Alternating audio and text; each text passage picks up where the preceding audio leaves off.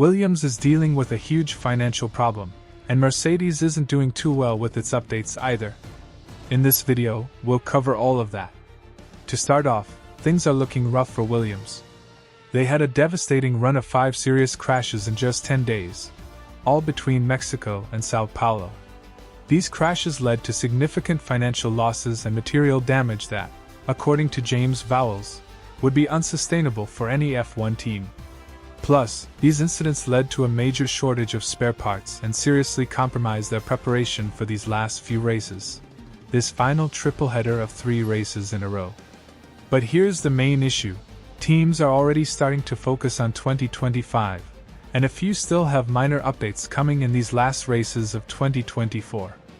Williams basically told everyone that this kind of situation is unsustainable, which is pretty much their way of saying they'll struggle to stay within the budget cap, or, if they do, it'll mean sacrificing something big, like part of the 2025 development. So yeah, Williams is in a really tough spot financially. Every team has a portion of the budget set aside for these kinds of situations, but when you have so many serious crashes where you need to replace a bunch of stuff, chassis, smaller spare parts, and so on, it becomes a huge problem. And here's the funny part, we used to joke a lot about Logan Sargent, saying he crashed way too often, that he was like the next Latifi. But in the end, even with Colapinto joining, Williams is still having lots of crashes. What's interesting though, is that Alexander Albon started crashing more too. He might be feeling the pressure from Colapinto, because as soon as Colapinto joined, Albon started making more mistakes, both ones that don't always lead to crashes and also actual crashes. So now Williams is stuck dealing with this. They got themselves a more reliable driver in Colapinto, who's already scoring points and performing at a level very close to, or sometimes even better than, Albon's in certain situations. But along with him, they got a massive financial headache. And Williams' situation, which wasn't great to begin with, they're a team with little money to invest in facilities or race development, is now even worse. Let's hope things work out, because Williams is aiming to start climbing the rankings by 2030. Fingers crossed for them. It's a long-term plan, but for the long term to work out, the short term has to be stable too. Now let's talk Mercedes. So yeah, what's going on with the German team isn't looking good. This ground effect regulation is proving to be more than just a weak point for them, it's a huge issue. Mercedes has been facing serious challenges this whole 2024 season, and in Brazil, they had another rough weekend.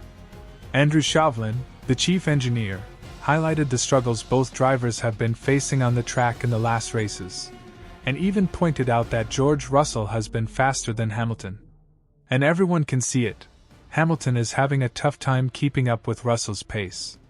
I'd say that Hamilton does close the gap a lot more in race pace, but when it comes to qualifying, he still doesn't seem to have clicked with the car.